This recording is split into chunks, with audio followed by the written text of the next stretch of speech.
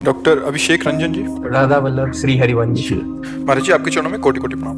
महाराज जी, शयन शक्ति बढ़ाने हेतु आपसे आदेशित होकर मैंने नाम जप और बढ़ाने के साथ साथ किसी भी प्रतिकार या प्रतिकूलता किसी के द्वारा मिलने पर न ही प्रतिकूल या विरोध करता हूँ। पहले गलती ना होने पर गुस्सा या प्रतिकार करता था, श्री जी कृपा से प्रतिकूलता पर अब ये सब सहन कर जाता हूँ। प्रभु जी, कई बार बहुत बड़ी बात है। हाँ, बहुत बड़ी बात जी। अश्रु अपने आप आने लगते हैं, कई बार एक और कई बार पूर्व प्रारब्ध भोग कर कई बार घोर परिस्थितियों में भी सिर्फ श्री जी का दास शक्ति मिली। बहुत बढ़िया, बहुत कृपा है महाराज श्री। दास भाव में श्री जी की कृपा, अलग सुकून, अलग निश्चिंतता, निर्भयता। गुरु जी, क्या सहिष्णुता बढ़ने से दास भाव और पुष्ट होता है? हाँ, पुष्ट होता है, उसी से पुष्ट हो। सहित सहित बाढ़े भगति गृह तनु गुरु हितगार। वाणी जी में लिखा है कि जो जितना सहन करता है उसके हृदय में भक्ति बढ़ती जाती है और उसका पूरा शरीर, मन, प्राण, जीवन वो भगवान का घर बन जाता है।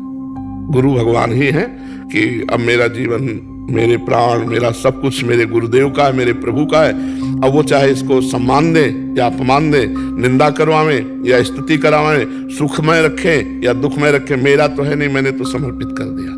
बहुत ऊंची ऐसे भक्त के पीछे भागवत में निरपेक्षम मुनिम शांतम निर्वैरम समदर्शनम अनुब्रजाम्यहम नित्यम पूये त्यंग भी।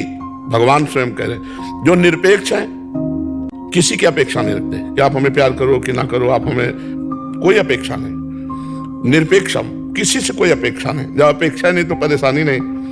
अपेक्षा दुख देती है और निरपेक्षता महासुख में है। तो पहला शब्द है निरपेक्षम। जितना संसार परेशान है, अपेक्षा में परेशान है। पत्नी से अपेक्षा ऐसी, पुत्र से अपेक्षा ऐसी, परिवार से अपेक्षा, नौकरों से अपेक्षा, समाज से अपेक्षा। वो समाज की अपेक्षा का हेतु नहीं बनता, वो समाज से अपेक्षा चाहता है तो उसको परेशानी ही परेशानी मिलती है। अपेक्षा मतलब परेशानी और निरपेक्षता मतलब आनंद। आप हमारे साथ क्या व्यवहार करते, मुझे कोई मतलब नहीं, लेकिन मैंने अपेक्षा ही नहीं की आपसे। निरपेक्षम और मुनिम। मुनिम माने हर समय मननशील, हर समय नाम जप कर रहा है। कोई व्यवहार कर रहा है तो मनन कर रहा है।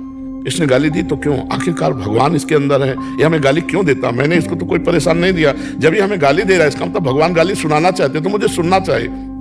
मननशील है ना, वो तुरंत मनन शुरू कर दिया और विवेक के द्वारा उसने काट दिया। संसारी आदमी द्वेष, अब वो झगड़ा हो गया, अब वो अशांति हो। और विवेकवान, जब मैंने कोई अपराध नहीं किया, गाली दे, इसका मतलब भगवान का विधान है। और भगवान का विधान मैंने तो इच्छा की नहीं थी, भगवान की इच्छा ही है तो मैं सहूंगा और आनंद से सहूंगा और वो सह जाएगा। और सह जाएगा तो अध्यात्म की भूमिका बढ़ गई। मननशील, शांतम, निरपेक्षम, मुनिम, शांतम।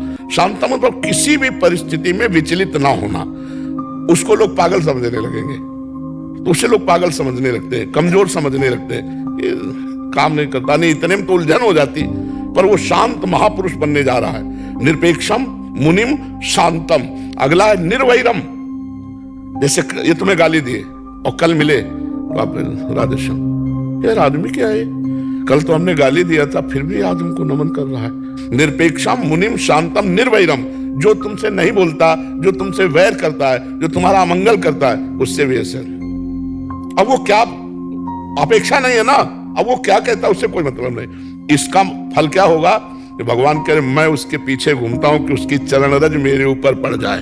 भगवान निरपेक्षम, मुनिम, शांतम, निर्वैरम, समदर्शनम अनुब्रजाम्यहम नित्यम पूये त्यंग भी। शांत। और ऐसे पुरुष का अगर कोई अपमान कर दे तो देर नहीं लगेगा, उसको दंड मिल जाएगा।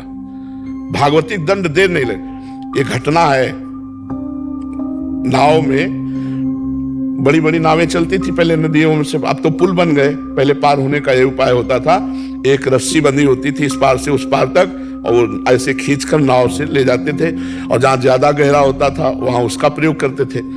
तो उसमें 2 पुलिस वाले चढ़े, संगीन लेके, पुराने समय की बात। और उसमें महात्मा बैठे हुए थे, उनका शिष्य बैठा हुआ था, सत्संगी। उन्होंने ऐसे जूता की ठोकर मारी, फटे पुराने संत कपड़े पहने हुए थे। गुरुजी उधर थे, शिष्य इधर था। अब जगह नहीं है, फिर बूट मारा, फिर और से खिल गया, पूरा बूट पैर पे रख दिया, वैसे राम राम राम राम, ऐसे कुछ उनको कुछ नहीं बोल रहा। बहुत ज्यादा पीड़ा हुई तो राम राम राम कह के पैर अपना, पर वो पूरी नाव में गाली देना और मारते ही रहे। कभी इधर बूट मारना, कभी उधर बूट मारना। अब उनको रंक कर संतन जाने, तो संत को भिखारी समझते ना, जो अभिमानी गर्विष्ठ लोभ मद मत अगाधा, ये जो दुष्ट स्वभाव के लोग होते हैं, ये रंक कर संतन जान। पर ये पता नहीं दुखिया को न सताइए, दुखिया देगा रोए, और जब दुखिया के मुखिया सुने तो तेरी गति का हो। अब नाव गई तो नाव पानी में ही तो चलेगी, जहां इतना इतना पानी होता है वहां नाव तो चलेगी नहीं, तो 2-4 कदम पैदल चलना पड़ता।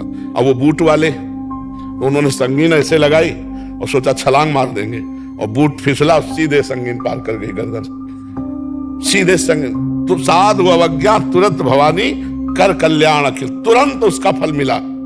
तो जो शांत है, सहनशील है, अगर हमने आपको गाली दी, आपने गाली हमें दे दी सब बराबर, और अगर आपने गाली नहीं दी तो अब डर जाना चाहिए हमें कि अब इसका दंड हमको बहुत बुरा मिलेगा।